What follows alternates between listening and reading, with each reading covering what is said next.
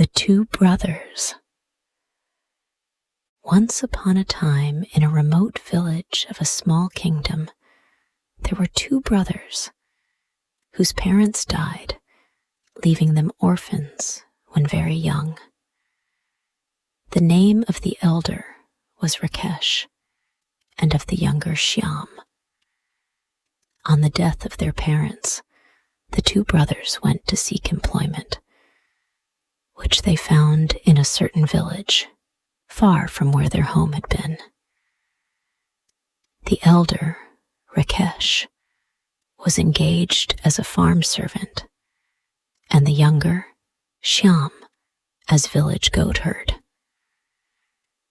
After some time, it so happened that one day the brothers had no rice for their dinner, and Rakesh said to his brother, "Go to the owners of the goats you herd, and ask them for the hire they promised you.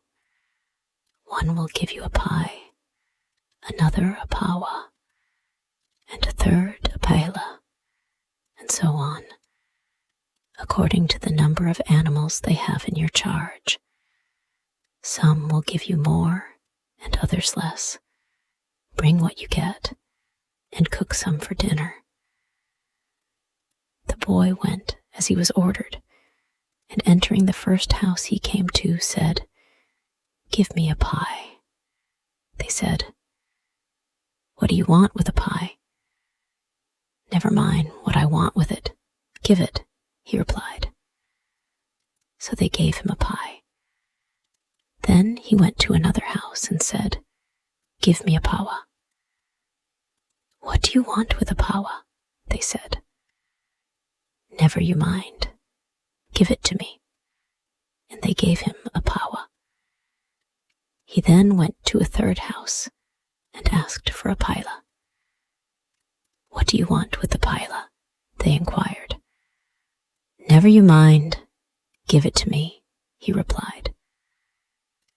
Instead of bringing rice, he brought the wooden measures, and breaking them into small pieces, put them into the pot to cook. The elder brother was ploughing, and being very hungry, he kept calling out, "Cook the rice quickly, cook the rice quickly." His brother, being impatient, he stirred the contents of the pot with all his might, at the same time exclaiming, "What can be the matter, brother? It is very hard." The elder brother came to see what was wrong, and on looking into the pot, saw only pieces of wood. He became very angry and said, "I sent you to bring rice. Why did you bring measures?" To which he replied, "You told me to ask a pie from one, a pawa from another, and a paila from a third, and I did so." The elder then said to the younger, "You go and plough, and if the plough catch in a root on the right hand, cut the root on the left hand, and if it catch in a root on the left side, cut the root on the right side, and in the meantime, I will cook." He went and began to plough, and in a short time, the plough caught in a root on the right, and not understanding the directions given to him, he struck the left-hand bullock a blow on the leg with his axe. The bullock limped along a short distance. When the plough caught in a root on the left, he smote the bullock on the right, wounding it as he had done the other. Both of the bullocks then lay down, and although he beat them, they did not get up. He therefore called to his brother, "These bullocks have lain down, and will not get up. What shall I do?" "Beat them," was the reply. Again he beat them, but with no better result. The elder brother then came and found that the oxen had been maimed and were unable to stand, at which he became greatly alarmed and said, "Why did you maim the oxen? The owners will beat us to death today." He then gave him some parched grain to eat and sent him to look after his goats. The sun being hot, the goats were lying in the shade, chewing their cud. He sat down near them and began to eat the parched grain. Seeing the goats moving their jaws as if eating, he said, "These goats are eating nothing. They are lying there mocking me." And becoming enraged, he killed them all with his axe. Then, going to his brother, he said, "Oh, brother, I have killed all the goats." His brother asked, "Why did you kill them?" He replied, "While I was watching them and eating the parched grain which you gave me, I saw them chewing, and as they were eating nothing, I knew they were mocking me, and so I killed them all." The elder brother became greatly alarmed, and calling to the younger to come, they quickly ate their dinner, and then went to where the goats were lying dead. From among them, they chose the fattest and carried it off to the jungle, where they flayed and cut it into pieces. Shyam then said, "I shall take the stomach as my share." But his brother said, "No, let us take the flesh." Shyam, however, would not agree to that, and at length his brother said, "Well, you take the stomach, I shall take the flesh." So each took what he fancied most, and they set off. After traveling a long distance, they came to a large tree growing on the side of the road, into which they climbed for safety. After they had been some time on the tree, a king on his way to be married lay down to rest in its shade, and when he and his attendants had fallen asleep, Shyam let the goat's stomach fall down on the king.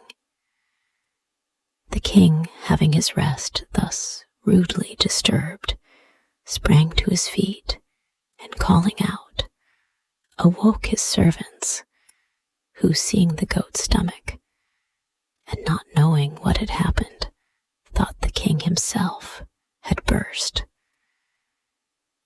They fled in terror, followed by the king, and did not halt till they were many miles away from the scene of the king's discomfiture. After waiting a little while, the brothers descended and began to help themselves to the king's property. Shyam said, "I shall take the drum." His brother said, "No, let us take the brass vessels and the clothes." Shyam, however, insisted, and after considerable wrangling, his brother said, "Well, take the drum if you will have it. I shall take the brass vessels and the clothes." So each took what pleased him best, and then they went away and hid in the jungle. While walking about in the jungle, they collected bees, wasps, and other stinging insects, and put them into the drum. Having filled the drum, they emerged from the forest at a place where a washerman was washing clothes. Shyam tore all his clothes into strips and scattered them about. The washerman went and told the king that 2 persons had come out from the jungle and had destroyed all his clothes. On hearing this, the king said to his servants, "Come, and let us fight with these two men." So, arming themselves with guns, they went to the tank where Rakesh and Shyam were sitting and began to shoot at them, but the bullets did them no harm. When their ammunition was exhausted, they said, "Will you still fight?" The brothers answered, "Yes, we will fight." So they began to fire their guns and beat their drum, and the bees and wasps issued from it like a rope and began to sting the king and his soldiers, who, to save themselves, lay down and rolled on the ground. The king, in anguish from the stings of the bees, exclaimed, "I will give you my daughter and half of my kingdom if you will call off the bees." Hearing this, they beat the drum and, calling to the bees and wasps, ordered them all to enter the drum again, and the king and his people went to their homes. The brothers, however, could not agree as to who should marry the princess. One said, "You marry her." The other said, "No, you marry her." The younger at length said to the elder, "You are the elder. You should take her, as it is not fitting that you should beg. If I were to marry her, I could no longer go about begging." So the elder brother married the princess and became the king's son-in-law. The two settled down there and cultivated all kinds of crops. One day, the elder brother sent his younger brother to bring a certain kind of grain. Taking a sickle and a rope to tie his sheaves with, he went to the field. Arrived there, he found that the grain was covered with insects. So he set fire to it, and while it was burning, he kept calling out, "Whoever desires to feast on roasted insects, let him come here." When his brother knew what he had done, he reprimanded him severely. Some time afterwards, when the black rice was ripe, he again ordered him to go and reap some. So getting a sickle and rope to bind his sheaves with, he went to the rice field. On looking about to see where he would begin, he discovered that each stalk of rice was covered with flies. "There is nothing here but flies. How can I reap this?" Saying this, he set fire to the growing rice and burnt it all to the ground. His brother, when he knew what had happened, was very much displeased and threatened to beat him.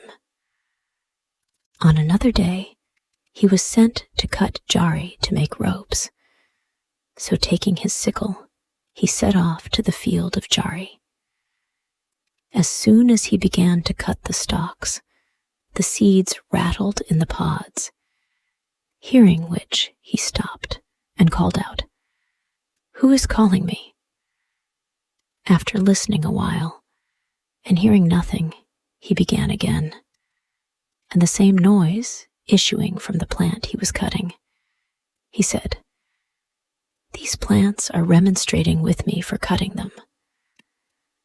So being offended, he set fire to and burnt down the whole crop of jari.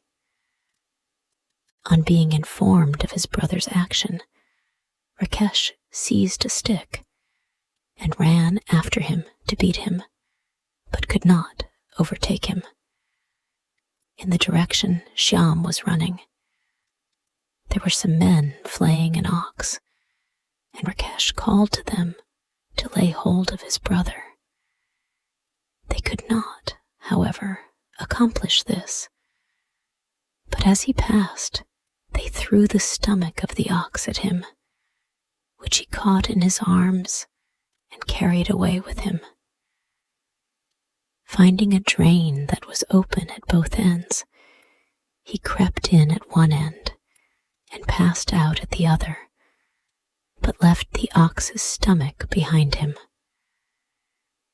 His brother soon arrived at the drain, and thinking he was still there, tried to drive him out by pushing in a stick, the sharp point of which perforated the ox's stomach. On withdrawing the stick, and seeing the contents of the ox's stomach adhering to it, he thought he had pierced and killed his brother, but he, having passed out at the other end, had run swiftly home and hid himself among the rafters of the house. Rakesh returned home weeping, and immediately began to make the preparations necessary for Shyam's funeral ceremonies. He caused a sumptuous feast to be got ready, and invited all his relations and friends. When they were all assembled, he went into the house to offer Shyam his portion. Presenting it, he said, "Oh, my brother Shyam, I offer this to you. Take it and eat it." Shyam, from among the rafters, said, "Give it to me, brother, and I shall eat it." His brother, not expecting an answer, was alarmed, and fled to his friends without, exclaiming, "Do the spirits of dead men speak?" Shyam speaks. It now being dark, Shyam descended from his perch, and taking up the food, which had been cooked for his funeral feast, left the house by another door. Passing on to the highway, he kept calling out, "Travelers by the road, or dwellers in the jungle, if you require food, come here." Some thieves, hearing him, said, "Come, let us go and ask some." So going to him, they said, "Give us some too, Shyam." But he replied, "It is for me alone." On their asking a second time, he gave it to them. After they had eaten it all, they said to him, "Come, let us go a-thieving." So they went to a house, and while the thieves were searching for money, Shyam went and picked up small pieces of pottery and tied them up in his cloth. When they met afterwards, seeing Shyam's bundle of what appeared like rupees, they said, "You were not with us. Where did you get the money?" Opening his parcel, he shewed them the pieces of pottery, seeing which they said, "We will not have you as our comrade."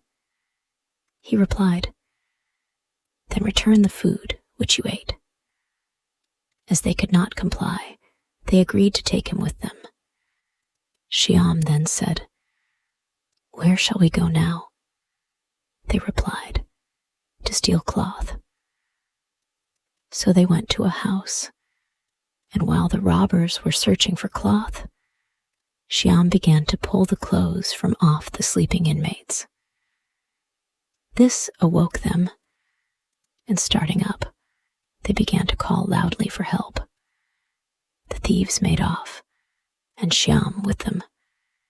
Seeing Shyam had spoiled their game, they said to him, "We will not allow you to go with us again." He said, "Then give me back the food you ate." Not being able to do so, they said, "Well, we will allow you to accompany us this once." Shyam then said, "What shall we steal now?" The thieves answered, "We shall now go to steal horses." So they went to a stable, and each of the thieves helped himself to a horse. But Shyam, going behind the house, found a large tiger, which he saddled and mounted. The thieves also mounted, each on the horse he had stolen.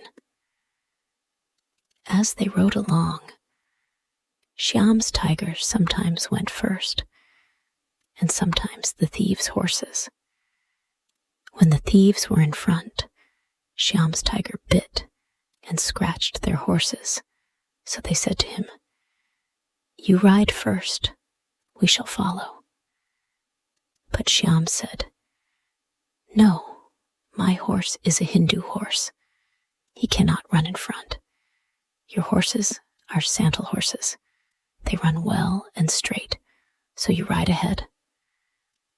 When day began to dawn, Shyam's tiger evinced a tendency to leave the road and take to the jungle. But Shyam, holding him in, exclaimed, "Ha!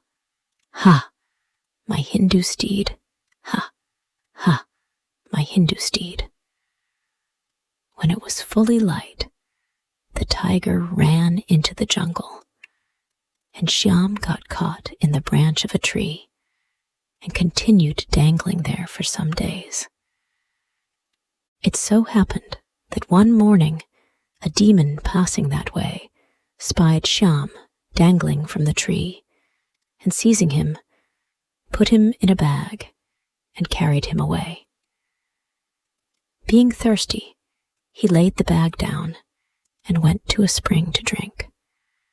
While he was absent, Shyam got out of the bag and, putting a stone in instead, ran away. The demon, having quenched his thirst, returned, and lifting the bag, carried it home.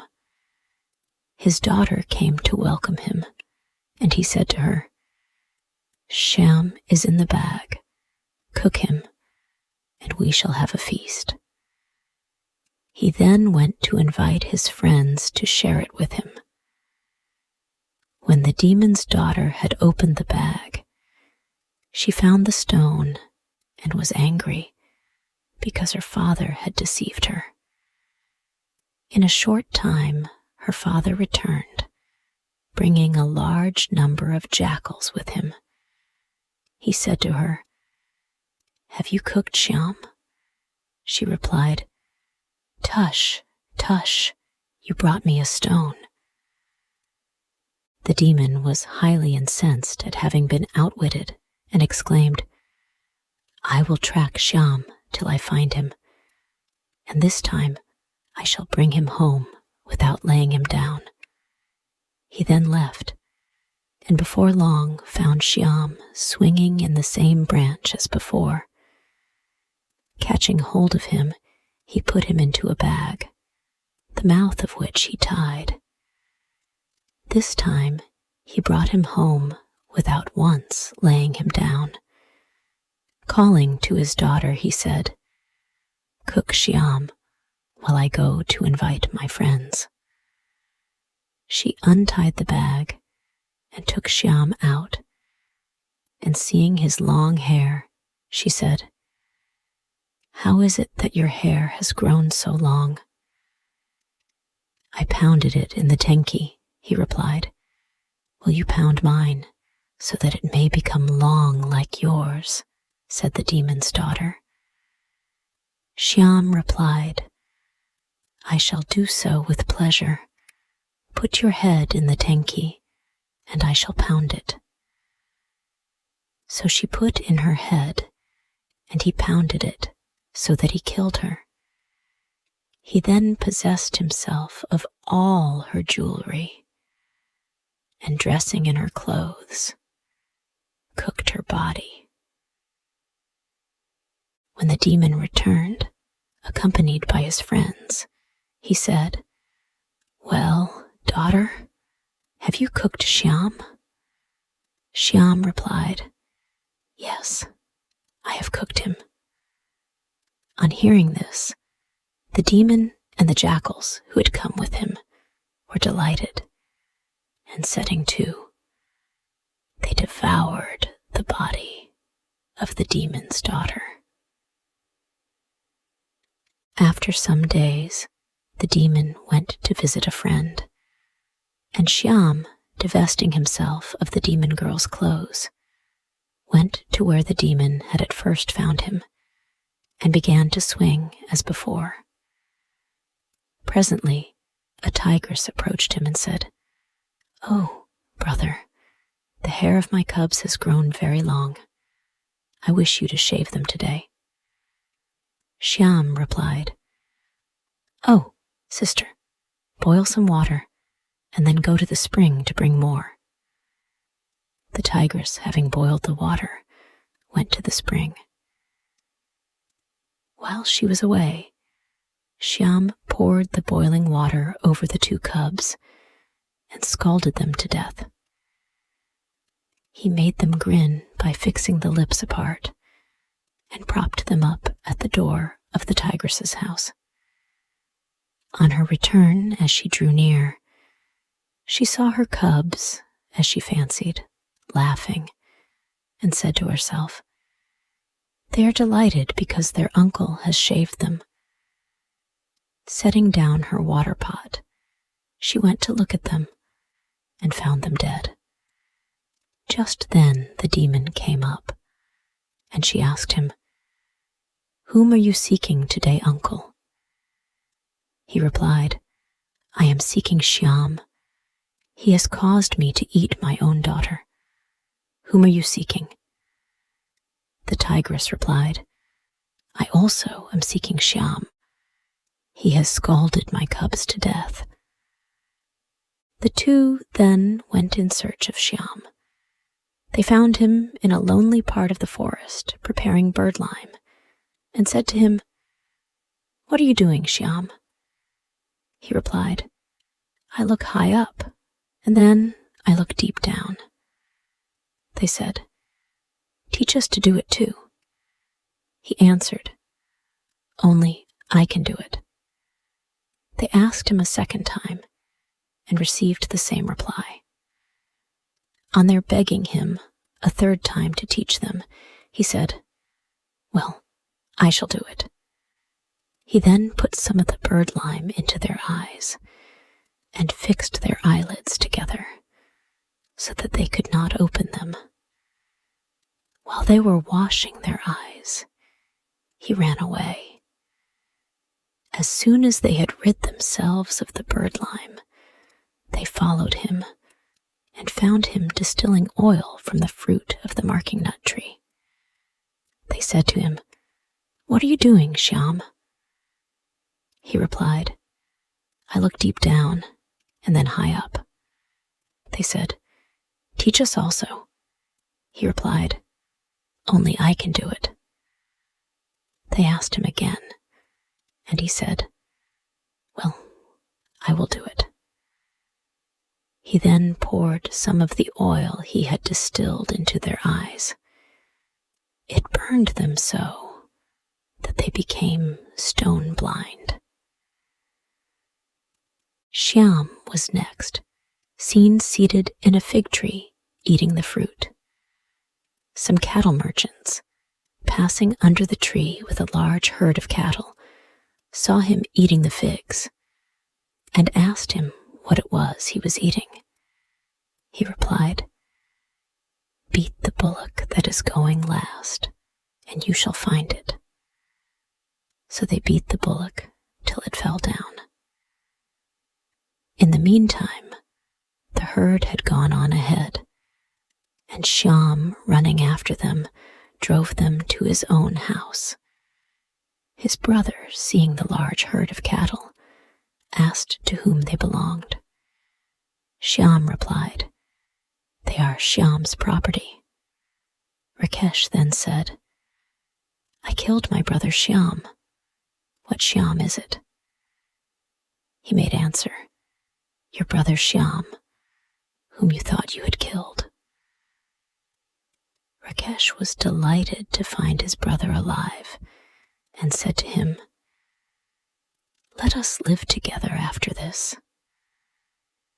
So they lived peacefully together ever after.